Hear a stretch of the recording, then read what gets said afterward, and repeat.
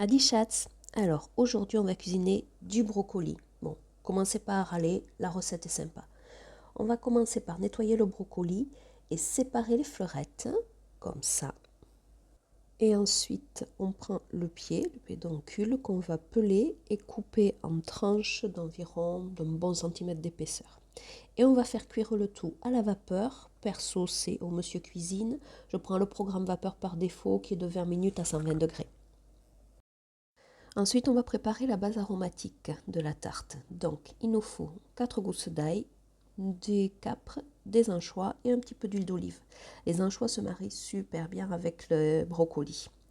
Donc, on va commencer par peler les gousses d'ail et enlever les germes pour les rendre plus digestes.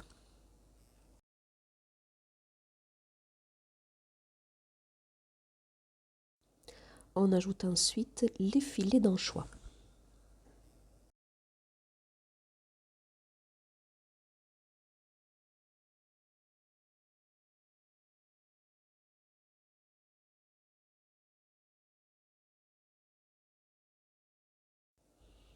Les capres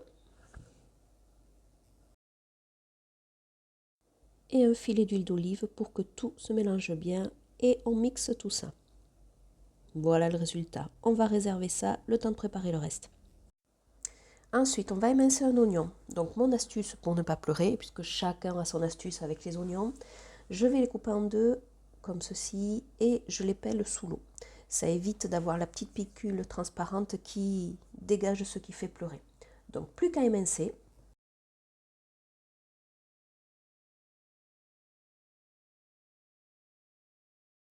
Et on va aller le mettre dans une poêle avec un filet d'huile d'olive à cuire. Je démarre toujours les oignons à froid, ça évite qu'ils brûlent et qu'ils aient une petite amertume.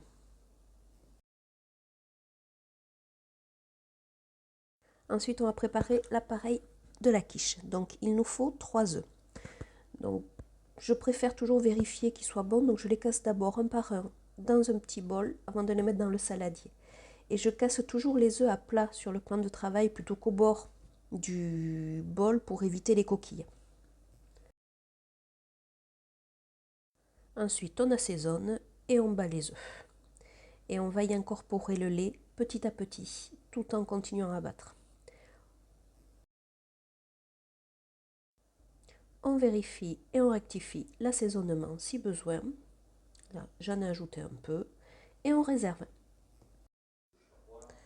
Donc ensuite, il ne reste plus qu'à monter la quiche avec toutes nos préparations. Déjà, on préchauffe le four à 200 degrés et on déroule la pâte feuilletée. Non, je ne l'ai pas préparée moi-même. Trop long. Ensuite, on pique avec une fourchette le fond de tarte pour éviter que ça gonfle. Et on va étaler la crème d'anchois sur tout le fond.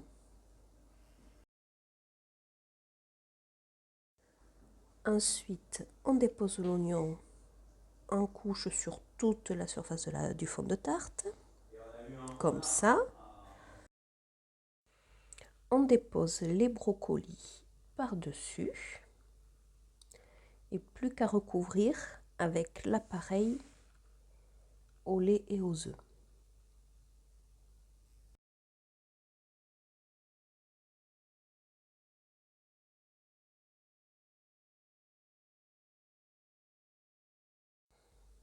On ajoute un petit peu de râpé pour les gourmands et ça va partir au four à 200 degrés pendant une bonne demi-heure.